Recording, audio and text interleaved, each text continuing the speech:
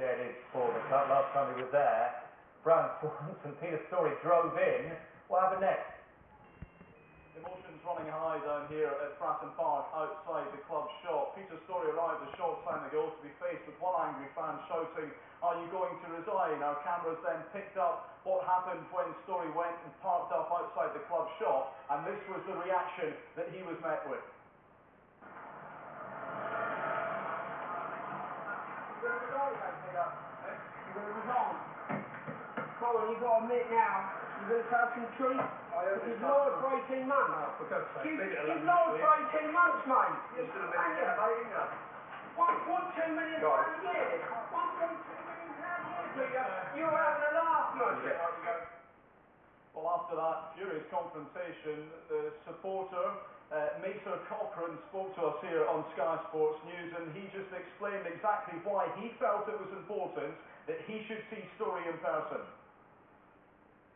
At the end of the day, he's the only person left now from the last regime or the one before that. He's been here long enough now to understand that surely the buck stops with him. Gardemack's not here, Redknapp's not here. Someone's got to take the blame, and if he's whatever his position is with money, finances, whatever at that football club, surely he must have known 2 or 3 years ago that this is going to be an inevitable situation. You know, you can't. We get £17,000 at home. How does that, with the wages they pay in £1.2 million. I mean, he says that he gets half that. Yeah, half that. In the last night's evening news, he said he receives half that wage. The other half is bonuses from Gardemack, which is obviously to keep his mouth shut. That's your opinion. That's my opinion, but Gardemack's obviously saying to him, hang on, do as I say. Like a lapdog, basically. What did you make of his reaction to you? Same old reaction with him, innit, really? That's the view of one angry supporter here at Fratton Park. Still waiting to hear from Peter Storrie, but a short time ago we briefly caught up with the club's executive director, Mark Jacob, as he arrived here at the grounds. Can I just ask, what's the reaction to the club, the news going into administration? Well, it's time for everyone at the club to unite and get behind the club and get behind the people that are now in control, and we need to move forward together as a club. What happens today? Well, we've got various meetings. So what happens now? Well, any minute now we are expecting official confirmation that Portsmouth have gone into administration, and here to reflect on the views of what it means for Portsmouth, and in particular Portsmouth South, is the MP here, Mike Hancock. Mike, what impact will this have on the local community? Well, it's an absolute disaster economically. Every time Pompey play in the Premiership, it goes right round the world. The name of Portsmouth there, it attracts people to the city. Any successful football club linked to a city like Portsmouth means an awful lot. Historically, it's part of the emotional setup, psyche of the people here. This is a very bad day for us, but it's a day which we have to get through, and we have to build on it for the future. And administration at least gives us an opportunity. What we want now is the Premiership and those who run football in this country to make sure that anybody who does step in comes with, one, a commitment to football, and two, the resources to back up what they've said.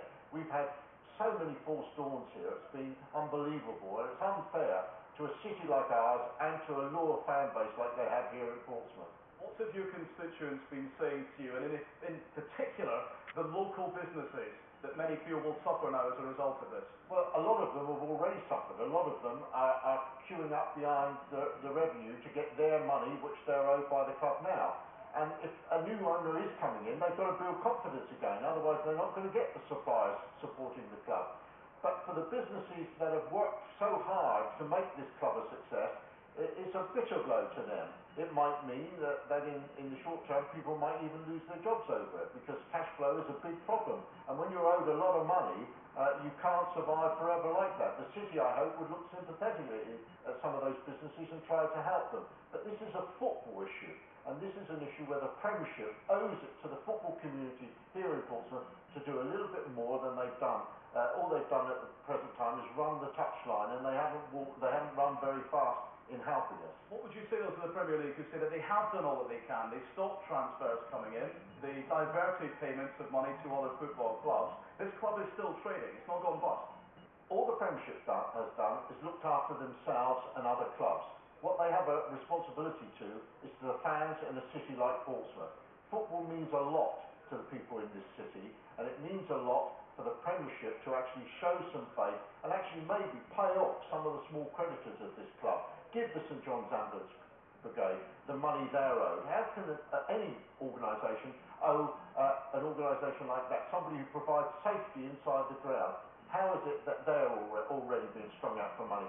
This means too much, and I think the Premiership have taken all they can out of football. It's a licence to print money. Let's see some of their assistance coming our way now. Would you like to see the Premier League run each club? Because they will say that there are chief executives appointed who should do just that. I think there is a lot to be said for the Premiership taking responsibility for football and the league that they run, and if that means they have to appoint their own chief executives to monitor what's going on in football clubs and to get a better control of the finances of football and maybe have a stricter control over the way agents and managers operate, that would be good news for football. Finally, Mike, what's your message to Peter Storrie? He's inside the club's offices at the moment. We're waiting to see the administrator. What would you like to say to him? He's done an awful lot for this club. He's tried desperately hard, I know, personally, to try and put together a deal. Peter, it's still not too late. Just try and get somebody in this club who genuinely has a belief that it's important to support football and its fans, not just somebody who's going to talk the talk, take the money and walk.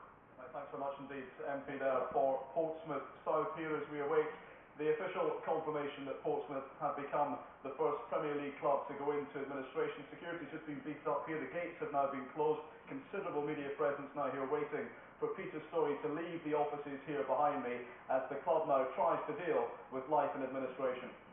Brian, thanks very much indeed. We'll be back down to Portsmouth very shortly. Football goes on though.